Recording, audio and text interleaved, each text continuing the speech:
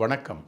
நான் Damodaran Prakash, news time TN தெருக்கூத்து பகுதிக்காக.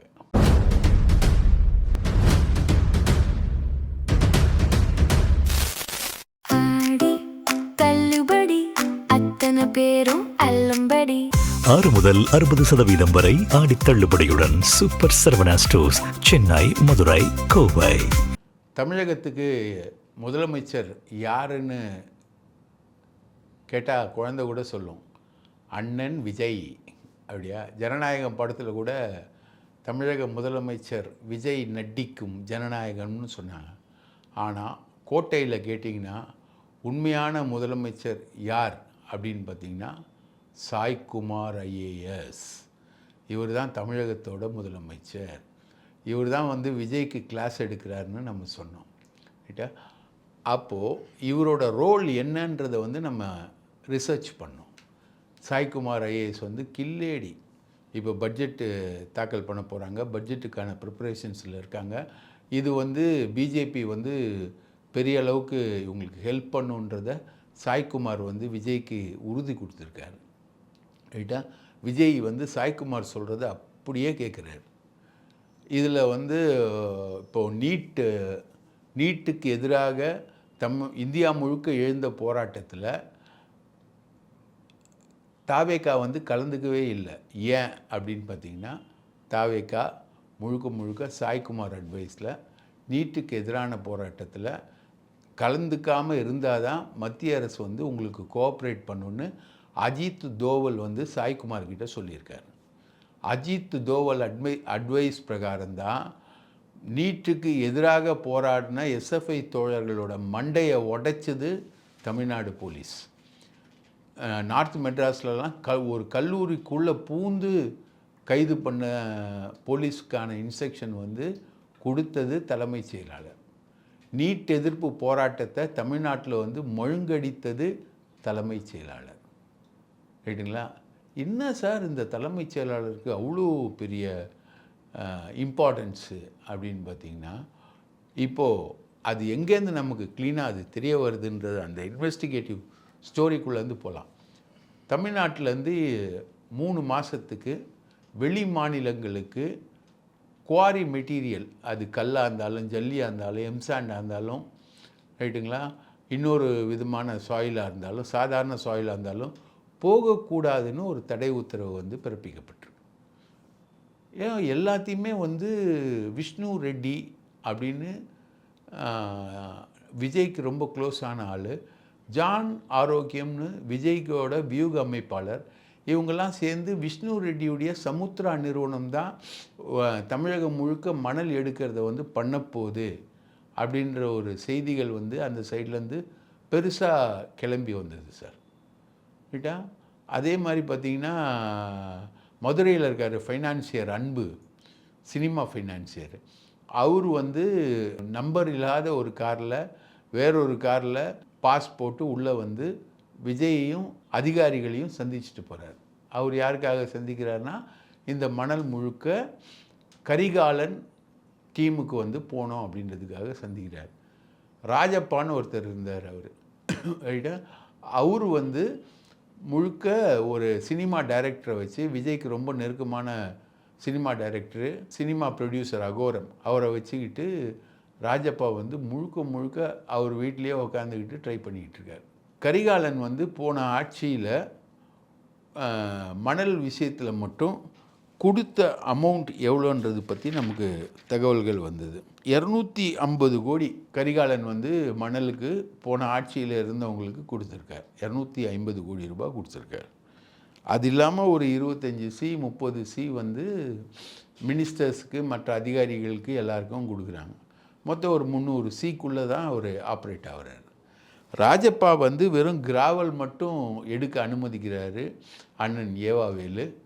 அவர் 40 C கொடுத்தாரு. கடைசி 2 மாதம் எந்த காசும் யாருக்கும் கொடுக்கல. அதான் அவர் மேலே இருக்கக்கூடிய பெரிய கோபம் எல்லாருக்கும், அந்த மணல் மாஃபியாவை பொறுத்த வரைக்கும். ஆனால் இந்த பிஸ்னஸோட டேர்ன் ஓவர் எப்படியும் வருஷத்துக்கு 25,000 கோடி ரூபாய் வர்த்து. இது இவங்க 25,000 கோடி ரூபாய் எடுத்துப்பாங்க. 25,000 கோடி ரூபாவை திருடுவாங்க, இயற்கை வளங்களை எடுப்பாங்க, எல்லா வேலையும் பார்ப்பாங்க, குவாரிகளை ஆப்ரேட் பண்ணுவாங்க, சவுடு மணல் ஆப்ரேட் பண்ணுவாங்க. டாமினில் கிரனைட்டு மற்ற மார்பிள்லாம் இருக்குது தமிழ்நாட்டுக்குள்ளே. கிரனைட் இருக்குது, மார்பிள் இருக்குது, இதெல்லாம் வந்து கிருஷ்ணகிரி மாவட்டத்தில் இருக்குது. இதையும் அவங்க ஆப்ரேட் பண்ணுவாங்க. குவாரியில் கல் வெட்டுவாங்க, மணல் எடுப்பாங்க, இதெல்லாம் ஆப்ரேட் பண்ணுவாங்க. இதெல்லாம் சேர்த்து 300 கோடி ரூபாய் கரிகாலன் வந்து கொடுத்துட்டு இது எல்லாத்தையுமே ஆப்ரேட் பண்ணுவார். இதோட டோட்டல் டேர்ன் ஓவர் வந்து 25,000 கோடி அளவுக்கான மெட்டீரியல் வந்து தமிழ்நாட்டில் வெட்டி எடுக்கப்படும். இது வந்து பல்லாயிரக்கணக்கான ஆட்கள் இதில் வந்து இன்வால்வ்டு. இது வந்து ஒரு மிகப்பெரிய பிஸ்னஸ், ரைட்டுங்களா? இதை தான் வந்து நம்ம விஷ்ணு ரெட்டி வந்து அவருடைய சமுத்ரா நிறுவனத்தை இன்வால்வ் பண்ணுறார். ஏன்னா கரிகாலன் கிட்ட ஹெவி மிஷினரி இருக்குது, ராஜப்பா கிட்ட ஹெவி மிஷினரி அவர் கடன் வாங்கி ஆப்ரேட் பண்ணுவார், ரைட்டா? இவங்க 2 பேரும் தயாராக இருக்காங்க. விஷ்ணு ரெட்டி வந்து அவருக்கு ஹெவியான மெட்டீரியல்ஸ் இருக்குது, மிஷின்ஸ் இருக்குது, அதை வச்சும் அவர் வந்து எடுப்பார். அவர் கண்ட்ரோலில் கம்ப்ளீட் குவாரி போனோம் அப்படின்றது இதுதான் கண்டிஷன். ஆனால் இன்றைக்கி தமிழ்நாடு முழுக்க சவுடு மணலை வந்து ஏற்கனவே எடுத்த ஒரு டீம் வந்து இப்போது அங்கங்கே இருக்கக்கூடிய பஞ்சாயத்து தலைவர்கள், லோக்கல் ஆட்கள், அவங்க வந்து அதிகாரிகள் துணையோடு ஆப்ரேட் பண்ணுறாங்க. கேரளாவில் இருக்கக்கூடியவங்க தமிழ்நாட்டுக்கு வந்து தேனி மாவட்டம் முழுக்க கல் வெட்டி எடுத்து, மணல் வெட்டி எடுத்து எல்லாத்தையுமே வந்து கேரளாவுக்கு அந்த புளியரை செக் போஸ்ட் அது வழியாக போகுதுன்னு இவர் ஏற்கனவே தேர்தல் பிரச்சாரத்தில் புளியரை செக் போஸ்ட் பற்றி பேசியிருந்தார் விஜய். அந்த புளியரை செக் போஸ்ட் வழியாக தான் போயிட்டு இருந்தது. இப்போது அதுக்கு தடை விதித்திருக்கிறார் தலைமைச் செயலாளர் சாய்குமார். என்ன மேட்ரு அப்படின்னு பார்த்தீங்கன்னா, முழுக்க முழுக்க விஷ்ணு ரெட்டிக்கும் ஜான் ஆரோக்கியசாமிக்கும் தலைமைச் செயலாளருக்கும் இடையில் ஒரு மிகப்பெரிய நிழல் யுத்தம் நடக்குது. இவர் வந்து விஜயை பார்த்து நேரடியாக பேசுகிறவர். இவர் வந்து நீங்கள் மணல் விஷயத்தில் கை வச்சிங்கன்னா, விஷ்ணு ரெட்டி டீமெல்லாம் நீங்கள் அலோவ் பண்ணிங்கன்னா உங்களுக்கு கெட்ட பேர் வந்துடும். ஏற்கனவே மணல் விஷயத்தில் அமலாக்கத்துறை வந்து திமுக ஆட்சி மேலே கேஸ் போட்டிருக்கு. அந்த கேஸெல்லாம் வந்து லைவ் ஆகிடும். அந்த லைவ் கேஸ்க்குள்ளே நீங்கள் மாட்டிப்பீங்க. இது வந்து சென்ட்ரல் கவர்மெண்ட் வந்து உங்களை சும்மா விடாது. நீங்கள் வந்து பதில் சொல்ல வேண்டி வரும். அதனால் விஷ்ணு ரெட்டி சொல்கிறத நீங்கள் கேட்காதீங்க அப்படின்னு சொல்லியிருக்கிறது யார்? தலைமைச் செயலாளர் சாய்குமார். தலைமைச் செயலாளர் சொல்கிறத அப்படியே கேட்குறாரு அண்ணன் விஜய், ரைட்டுங்களா? அதனால் இப்போது இந்த 3 மாதத்துக்கு கேரளாவுக்கு மற்ற இடங்களுக்கெல்லாம் கல், எம்சாண்டு இதெல்லாம் வந்து கொண்டு போகக்கூடாது அப்படின்னு சொல்லியிருக்காங்க. இப்போவும் தமிழ்நாடு முழுக்க குவாரிகள் ஆப்ரேட் ஆகுது. டிஸ்ட்ரிக்ட்டுக்கு 1-2 குவாரிகள்னு ஆப்ரேட் ஆகிருக்கு. இப்போ சமீபத்தில் ஒரு குவாரியில் வந்து தகராறே நடந்தது. அது வந்து வீடியோவாகவே வெளியில் வந்தது. நம்ம வந்து மதுரை வாசல் பக்கத்தில் ஒரு குவாரியை வந்து ஆப்ரேட் பண்ணுறாங்க சவுடு மணலுக்குன்றதை நம்ம வீடியோவே போட்டிருந்தோம். இந்த அளவுக்கு விஷயங்கள் வந்து நடந்துக்கிட்டு இருக்கு. ஆனால் நம்ம ஜான் ஆரோக்கியசாமி டீமுக்கும் விஷ்ணு ரெட்டி டீமுக்கும் தலைமைச் செயலாளருக்கும் இடையில் நடக்கக்கூடிய விஷயங்கள் என்பது மிக மோசமாக போக, விஷ்ணு ரெட்டியை வந்து காலி பண்ணுறதுக்கு சாய்குமார் வந்து அவருக்கு குவாரிகள் வந்து கொடுக்கக்கூடாது அப்படின்னு சொல்லியிருக்காரு. அதனால தான் ஒரு அரசாங்க உத்தரவே போட்டு கேரளாவுக்கு வந்து அனுப்பக்கூடாது, கர்நாடகாவுக்கு அனுப்பக்கூடாதுன்னு உத்தரவு போட்டிருக்காங்க. ஆந்திராவில் இதே மாதிரி ஒரு உத்தரவு இருக்குது. தமிழ்நாட்டுக்கு மணல், குவாரி, கல் இதெல்லாம் வந்து வரக்கூடாதுன்னு ஒரு உத்தரவு ஆந்திராவிலே இருக்குது. ஆந்திராவில் ஒரு பேன் இருக்குது. கேரளாவில் வந்து இப்போ மலைகள் நிறைந்த மாநிலம் அப்படின்னு பார்த்திங்கன்னா தமிழ்நாடா கேரளான்னு கேட்டாங்கன்னா எல்லாருமே சொல்லுவாங்க கேரளா தான் மலைகள் நிறைந்த மாநிலம். அந்த மலைகள் நிறைந்த மாநிலம் வந்து அங்கே கல் வெட்டக்கூடாதான், அங்கே வந்து சட்டவிரோதமாக வந்து அங்கே இருக்கக்கூடிய இயற்கை வளத்தை வந்து அழிக்கக்கூடாதான். ஆனால் தமிழ்நாட்டிலேருந்து எல்லாம் வரணுமா? கேரள முதலமைச்சர் சதீசன் வந்து அங்கேருந்து கடிதம் எழுதியிருக்கார் இப்போது, ரைட்டா? ஆனால் நீ எங்கேருந்து வேணால் கடிதம் எழுது, நம்ம சாய்குமார் மிஞ்சி வந்து தமிழ்நாட்டில் எதுவுமே நடக்காதுன்னு சாய்குமார் வந்து பேன் உத்தரவை போட்டிருக்கார். இதில் என்ன ஜோக்குன்னா, சாய்குமார் வந்து ஒரு டீமை ரெடி பண்ணியிருக்கார், மணல் அள்ளுறதுக்கு ஒரு டீமை ரெடி பண்ணியிருக்கார். அந்த டீம் தான் எந்த டீம்னு தெரில. அந்த டீம் வந்து விஷ்ணு ரெட்டியை ஓவர்டேக் பண்ணக்கூடிய ஒரு டீமாக இருக்கும். அது அநேகமாக இவர் ரெடி பண்ணியிருக்க டீம் வந்து பிஜேபிக்கு ஆதரவான ஒரு பெரிய மாஃபியாவாக இருக்கும் அப்படின்னு எல்லாரும் எதிர்பார்க்குறாங்க. அப்போது இன்றைக்கி தமிழ்நாட்டை வந்து ஆள்றது யார் அப்படின்ற கேள்வி வரும்போது தமிழ்நாட்டை ஆள்றது சாய்குமார் தான் ஆள்றாரு அப்படின்னு. இதில் வந்து விஜய்க்கு வந்து என்ன ரோலு அப்படின்னு விஜய் இப்போ கூப்பிட்டு அமைச்சர்கள்கிட்ட சொல்லிட்டாராம். பட்ஜெட் முடிஞ்ச உடனே நீங்களாம் வந்து கட்சிக்காக கஷ்டப்பட்டுருக்கீங்க, பெரிய அளவுக்கு நீங்களாம் தியாகம் பண்ணியிருக்கீங்க, இயங்கியிருக்கீங்க, நீங்கள் வந்து சம்பாதிச்சுக்கோங்க அப்படின்ற மாதிரி ஒரு டீம் சொல்லியிருக்காரு. ஆனால் ஒரே ஒரு கண்டிஷன், ஊடகங்களில் வரக்கூடாதுன்றார். நாமெல்லாம் இருக்கோம்ல, நம்ம என்ன இவங்க வரக்கூடாதுன்னு சொன்னால் இவங்க செய்கிறதெல்லாம் வெளியில் வராதா? இப்போவுமே லிஸ்ட்டு நான் தரேன். டாஸ்மாகில் விலை ஏறப்போகுது, அது ஒரு பெரிய கட்டிங் வந்து ஏற்கனவே போயிருக்கு. அது இல்லாமல் திமுக ஆட்சியில் என்ன விலைக்கு என்ன பர்ச்சேஸுக்கு டாஸ்மாகில் நடந்ததோ அதே தான் நடக்குது இந்த ஆட்சியிலையும்.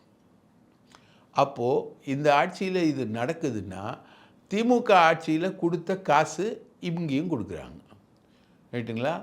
இதை எல்லாத்தையும் ஹேண்டில் பண்ணுறது, பெரிய பெரிய அமௌண்ட்டெல்லாம் ஹேண்டில் பண்ணுறது ரூட்டு ஜெகதீஷோட பார்வைக்குள்ளே வராமல் இருக்கிறது வந்து ஆதவ் அர்ஜுனாவும் புசி ஆனந்து மட்டும்தான் அவரோட பார்வைக்குள்ளே வரல, ரைட்டுங்களா? புசி ஆனந்த் நீர்வளத்துறை அதில் அடித்து வாங்குறாரு, ஆதவ் அர்ஜுனா பொதுப்பணித்துறை அதுலேயும் அடித்து வாங்குறாரு, ஆவின்னு அதுலேயும் பெரிய அளவுக்கு அமௌண்ட் வருது, போக்குவரத்து துறையிலையும் அமௌண்ட் வருது. இந்த அமௌண்ட்டெல்லாம் முடிவு பண்ணி பேசி விஜயை சந்திக்க வர்றவங்கக்கிட்ட விஜய் மூலமாக விஜய்க்காக பேசி இந்த அமௌண்ட்டை வாங்கிறது ஜெகதீஷ் பழனிசாமி. இந்த டிரான்சாக்ஷன் எல்லாம் சாய்குமார் டைரெக்ஷனில் நடக்கிற இடம் வந்து மும்பையில் தான் இந்த டிரான்சாக்ஷன் எல்லாமே நடக்குது. ஊழல் முழுக்க இதில் வந்து நடக்குது. விஜய் வந்து இதுவரைக்கும் இந்த 3 மாதம் 4 மாதத்தில் சம்பாதிச்சது 2000 கோடி. அவர் சினிமாவில் நடிச்சிருந்தா கூட இவ்வளோ தொகை வருமா? ஒரு படத்துக்கு 200 கோடி தான் வரும். 10 படத்தில் நடிச்சிருந்தா தான் 2000 கோடி வரும். இந்த 3-4 மாதத்துலேயே அண்ணன் சம்பாதிச்ச தொகை எவ்வளோ? 2000 கோடி சம்பாதிச்சிருக்காரு. இது வந்து மினிமம். இவங்களுக்கு எவ்வளோ வருது, எவ்வளோ டிரான்சாக்ஷன் ஆகுது, எவ்வளோ கொள்ளை அடிக்கிறாங்க, அதெல்லாம் இவங்களுக்கு தெரியல. போன ஆட்சியில் நாங்கள் இவ்வளோ கொடுத்தோம் அப்படின்னு யாராவது வந்து சொன்னாங்கன்னா இந்த ஆட்சியிலையும் கொடுத்துருங்க அப்படின்ற மாதிரி ஜெகதீஷ் பழனிசாமி ரூட்டு போட்டுருவார். ஜெகதீஷ் பழனிசாமி கொடுக்குற இன்ஸ்ட்ரக்ஷனை தான் அமைச்சர்கள் கேரி பண்ணுறாங்க. ஜான் ஆரோக்கியமும் விஷ்ணு ரெட்டியும் வந்து விஜய்க்கு இப்போது எதிரி ஆயிட்டாங்க. ஏன்னா அவங்க எல்லாமே வந்து சாய்குமாரை பகைச்சிக்கிட்டு இருக்காங்க. சாய்குமாரை தான் இவர் வந்து நம்புகிறாரு. சாய்குமார் தான் பிஜேபிக்கும் விஜய்க்குமான தூதுவராக இருக்கார், ரைட்டுங்களா? இந்த காங்கிரஸு, IUML, விடுதலை சிறுத்தைகள் இவங்க எல்லாமே வந்து பிஜேபிக்கு எதிரானவங்க, ரைட்டா? கம்யூனிஸ்ட்டுகள் இவங்க எல்லாமே பிஜேபிக்கு எதிரானவங்க. ஹலோ சார், பிஜேபியை ஃப்ரெண்ட்ஷிப்பாக வச்சு விஜய் கொள்ளை அடிச்சுக்கிட்டு இருக்கார் சார், பெரிய அளவுக்கு வந்து ஓடிக்கிட்டு இருக்கு சார். அந்த அமௌண்ட்டுகள்லாம் வந்து உங்களுக்கு லிஸ்ட்டே இல்லை சார். ஏன் சார் டாஸ்மாக் இன்றைக்கும் வரைக்கும் அதே மாதிரி இருக்குது. இப்போது அதோட கூட என்ன பண்ணுறாங்க, தாவேக்காரங்களுக்கு ப்ரமோட் பண்ணுறதுக்கு FL2 வந்து ஓப்பன் பண்ணுறாங்க. பார்கள் 100 மீட்டர்லேருந்து 500 மீட்டருக்குள்ளே ஒயின் ஷாப்புக்கு இருக்கிற இடத்துல வந்து பார் இருக்கக்கூடாதுன்றது ஏற்கனவே இருக்கக்கூடிய நிபந்தனை. பல டாஸ்மாக் பார்கள் வந்து லட்சக்கணக்கில் வியாபாரம் பண்ணக்கூடிய பார்கள்லாம் இருக்குது. அந்த இடங்களில் எல்லாத்துலேயும் வந்து இனிமேல் பட்டு தாவேக்காரங்க வந்து பார் வந்து ஓப்பன் பண்ணுறாங்க. வெகு விரைவில் அது வந்து பெரிய அளவுக்கு நடக்குது. இதோடு இல்லாமல் அந்த ஒரு ஜோசியர் ஒருத்தர், அவரை வந்து விஜய்க்கு உதவியாளராக போட்டு அதுக்கப்புறம் எடுத்துட்டாங்க இல்லைங்களா? அந்த ஜோசியர் வந்து ஒரு மோசமான அட்வைஸ் சொல்லியிருக்காரு. அதாவது நீங்கள் வந்து 2வது மாடியில் இருக்கீங்க, CM ஆஃபீஸு, உங்கள் அதிகாரிகள்லாம் மேலே இருக்காங்க, அதனால் உங்களுடைய செல்வாக்கு வந்து குறையுது, நீங்கள் சொல்கிறத வந்து கேட்க மாட்டுறாங்க, ஆட்சிக்கு வந்து கெட்ட பேர் வருது. அதனால் நீங்கள் வந்து எல்லாரை விட ஹைட்டு டாப்பில் நீங்கள் உட்காந்தா தான் சிறப்புன்னு சொல்ல, அவர் வந்து பழைய கட்டடத்தில் இருந்த முதல்வர் அலுவலகத்தை 10வது மாடிக்கு எடுத்துகிட்டு போகிறாரு. 10வது மாடி நாமக்கல் கவிஞர் மாளிகையில் எல்லா ஐஏஎஸும் இருக்காங்க, ரைட்டா? அங்கே இவர் போயிருக்காரு. அங்கே கான்ஃபரன்ஸ் கூட அங்கே தான் நடக்கும். அந்த கான்ஃபரன்ஸ் ஹாலெல்லாம் காலி பண்ணிட்டாங்க. எல்லாமே சிஎம் ஆஃபீஸாக கன்வெர்ட் ஆகிடுச்சு. இவர் 10வது மாடியில் இருந்தால் செக்யூரிட்டி எல்லா வண்டிகளும் வந்து பின்னாடி நிற்கும், ரைட்டுங்களா? அங்கே ஐஏஎஸ் ஆஃபீஸர்ஸ் இல்லை, நார்மல் செக்ரட்டரியேட் ஸ்டாஃப் கூட அங்கே வந்து பைக்கோ காரோ எதையுமே அங்கே நிறுத்த முடியாது. பொதுமக்கள் வந்து ஐஏஎஸ் ஐபிஎஸ் ஆஃபீஸர்ஸை பார்த்து தங்களுடைய குறைகளை தெரிவிக்கவே முடியாது. வாஸ்து பிரகாரம் அது சரியில்லைன்றதுனால இங்கே கொண்டு வந்து ஜோசியர் சொன்னதுனால மாற்றுறாரு அண்ணன் விஜய். இப்போது அடுத்த கட்டமாக ஜோசியர் சொல்லியிருக்காரு, அமைச்சரவை மாற்றம் பண்ணணும் அப்படின்ற மாதிரி சொல்லியிருக்காரு. இப்போது அந்த அமைச்சரவை மாற்றம் லிஸ்ட்டில் யார் யார் இருக்காங்கன்னா, ஃபைனான்ஸ் மினிஸ்டர் மரியரீகன் அவர் இருக்கார், சரத்து, அப்புறம் ராக்கெட் ராஜாவோட ஃப்ரெண்டு இருக்காங்கள்ல ஜெகதீஸ்வரி, இப்போது ஆடியோ பேசி மாட்டினாங்களே ஜெகதீஸ்வரி, ரைட்டுங்களா? இவங்க எல்லாரும் ஐடி மினிஸ்டர் ஒருத்தர் இருக்கார் குமார்னு, அவர். இந்த ஐடி மினிஸ்டர் குமாரை ஏன் நீக்காமல் இருக்காங்கன்னா, இவருடைய பையன்தான் வந்து வாய்ஸ் ஆஃப் காமன்னு ஒன்று ஆதவ அர்ஜுனா வச்சுருக்கார் இல்லையா? அந்த ஆதவ அர்ஜுனாவுடைய வாய்ஸ் ஆஃப் காமனில் முழுக்க ஒர்க் பண்ணவர் அந்த பையன். ஐடி மினிஸ்டர் ஐடி விங்கில் ஒர்க் பண்ண, அதனால் அவர் கொஞ்சம் நஞ்சமாக தப்பிச்சுக்கிட்டு இருக்காரு, ரைட்டுங்களா? அது இல்லாமல் கீர்த்தனா, எல்லாமே வந்து நம்ம ஆதவ அர்ஜுனாவுடைய டீம். அதனால் இவங்க எல்லாமே தப்பிச்சுக்கிட்டு இருக்காங்க.